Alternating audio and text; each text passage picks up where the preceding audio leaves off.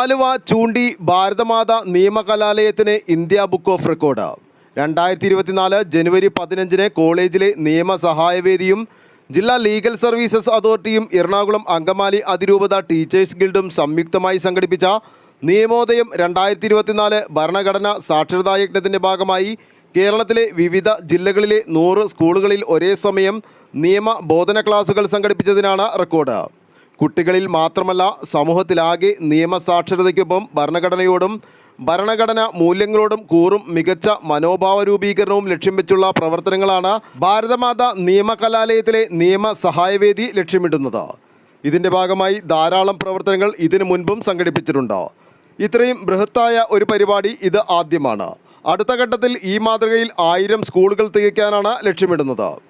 India book of records adjudicator S Sagayaraja റെക്കോർഡ് നേട്ടം പ്രഖ്യാപിച്ചു. ജില്ലാ ലീഗൽ സർവീസസ് അതോറിറ്റിയും സെക്രട്ടറിയും സബ് ജഡ്ജുമായ രഞ്ജിത്ത് കൃഷ്ണൻ എൻ മുഖ്യപ്രഭാഷണം നടത്തി.